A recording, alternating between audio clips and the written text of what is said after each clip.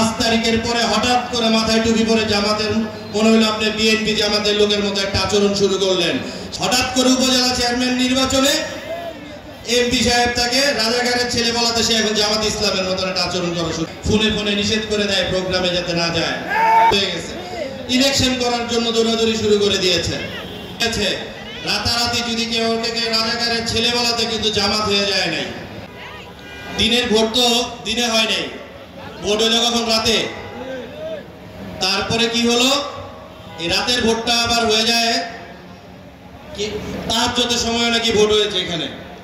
যারা এই ভোটগুলো করলো, এই এলাকায় যারা এই দিনের ভোট রাতে দেওয়ার নেতৃত্ব দিয়েছেন, সে কে ছিল? এই ইউনিয়ন পরিষদের সাবেক চেয়ারম্যান ছিল না?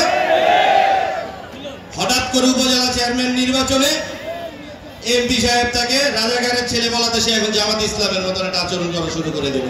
মনে হলো সে এখন জামাত হয়ে গেছে। ইলেকশন করার জন্য দৌড়াদৌড়ি শুরু করে দিয়েছে। আপনি ভুলে যাবেন না, এটা আপনারাও কেউ ভুলে যাবেন চান না। যারা তিনবার আপনাদের ভোটাধিকার কেড়ে নিয়েছে, এই প্রক্রিয়ার সাথে যারা জড়িত হয়ে পুরস্কৃত হয়েছে, চেয়ারম্যান হয়েছে, রাতারাতি যদি কেউ রাজাকারের ছেলে বলাতে কিন্তু জামাত হয়ে যায় নাই।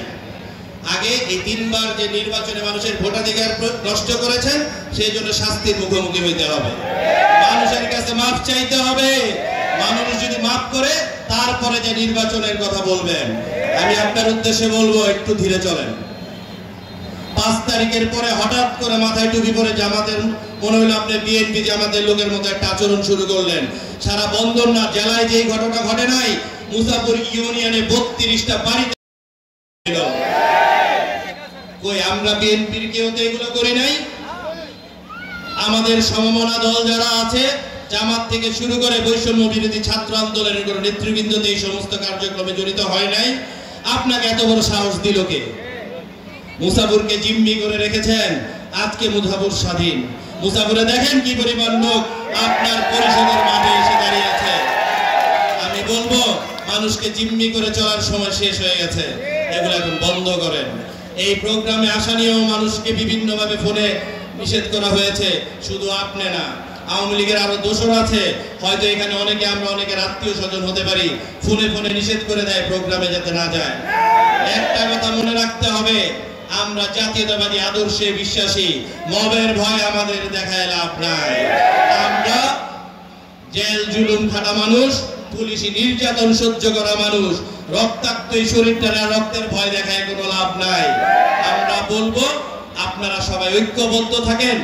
ঠিক যেমনটা আব্দুল হক কাকাদের নেতৃত্বে আপনার 91 সালের আগে আমি দেখি নাই, বয়স ছিল না, 91 সাল থেকে দেখে যেভাবে ঐক্যবদ্ধ মুসাপুর ছিল, আমি আশা করবো আজকের পর থেকে আবার পুনরায় সেই ঐক্যবদ্ধ মুসাপুরি আমি এখান থেকে আজকে পদযাত্রা শুরু হবে। ভোট, আর এখন এই ভোটের কথা বললেই বলে আমরা নাকি ক্ষমতার জন্যই বলি। যদি ক্ষমতা এত জরুরি হইতো, 1/11 এর পরেই আমরাই আসতে পারতাম। বেগম খালেদা জিয়া ওই ক্ষমতায় লাথি মেরেছেন, ওই ক্ষমতা নেন নাই। দলের নেতাকর্মীদেরও বিবেচনা না করে দেশের কথা বিবেচনা করেছেন। 2 সন্তানের পরোয়া করেন নাই, কিন্তু এই ক্ষমতার লোভ করেন নাই। কিন্তু কারণ আমাদের দেশ নেত্রী বেগম খালেদা জিয়া বিশ্বাস করেন জনগণই হচ্ছে ক্ষমতার উৎস, এবং বিএনপি সরকার ক্ষমতায় যাইতে হলে জনগণের প্রত্যক্ষ ভোটের মাধ্যমে যাইতে হবে।